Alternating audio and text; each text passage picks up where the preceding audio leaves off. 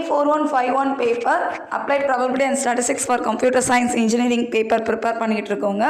நம்ம day wise schedule பார்த்துட்ருக்கோம். இதில் last day 1, day 2, day 3, day 4 unit 3 and unit 5 main கான்செப்டாக என்னென்ன இருக்குது, எப்படி ஃபாலோ பண்ணணும்னு பார்த்துருந்தோம்.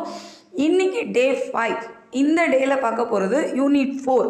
ரொம்ப சிம்பிளான ரிப்பீட்டடான டாபிக்ஸ் எது நம்ம சூஸ் பண்ணுற யூனிட்டு. இந்த யூனிட்டில் ப்ராப்ளம்ஸ் வரும்.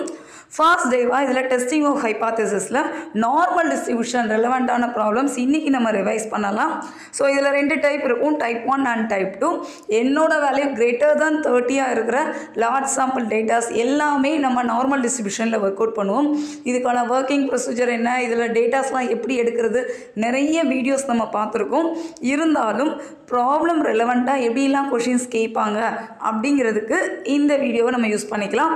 ஃபர்ஸ்ட் ப்ராப்ளம் பாருங்கள், single mean value problem. So type 1ல் single mean value population level and sample லெவலில் ஒரே ஒரு டேட்டா கொடுத்துருந்தாங்கன்னா ப்ராப்ளம் எப்படி ஒர்க் அவுட் பண்ணுறதுங்கிறதுக்கு இந்த ஃபர்ஸ்ட் 2 ப்ராப்ளம் நம்ம ட்ரை பண்ணலாம். Difference of mean value problem கேட்டாங்கன்னா N1, N2 அதுக்கு ரெலவெண்ட்டாக mean value, variance value, standard deviation வேல்யூலாம் கொடுத்துருந்தாங்கன்னா எப்படி ஒர்க் அவுட் பண்ணுறதுக்கு 3, 4, 5 ஆக்சுவலி 3 சப்டிவிஷன்லேயே 1, 2, 3 3 ப்ராப்ளம் நம்ம ஒர்க் அவுட் பண்ணியிருப்போம். இந்த 5 ப்ராப்ளம் பார்த்தீங்கன்னா உங்களுக்கு நார்மல் டிஸ்ட்ரிபியூஷன் ப்ராப்ளம்ஸ் எப்படி ஒர்க் அவுட் பண்ணுறது அப்படின்னு ஒரு ஐடியா கிடைக்கும். அதுக்கேற்றபடி நம்ம ஃபாலோ பண்ணிக்கலாம்.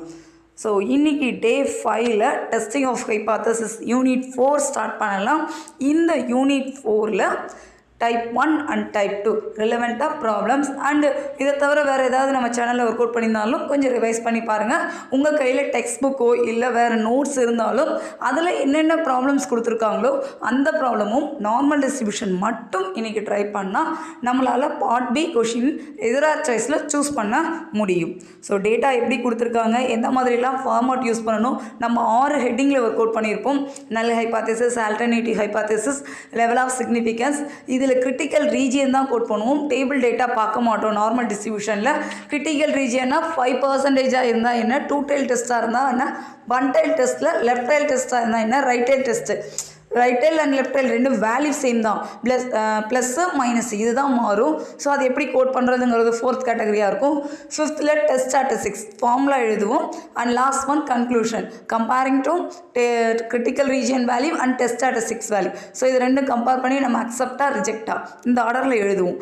ஸோ நார்மல் டிஸ்ட்ரிபியூஷன் ரொம்ப சிம்பிளான ஈஸியான டைப்பு. என்னோட வேல்யூ கிரேட்டர் தான் 30 இருந்தால் மட்டும்தான் இந்த ப்ரொசீஜர் நம்ம ஸ்டார்ட் பண்ணுவோம். ஸோ ஸ்டெப் வைஸ் பாருங்கள். உங்களுக்கு ஏதாவது டவுட் இருந்ததுன்னா kanidapazhi@gmail.com மெயில் ஐடிக்கு அனுப்புங்க.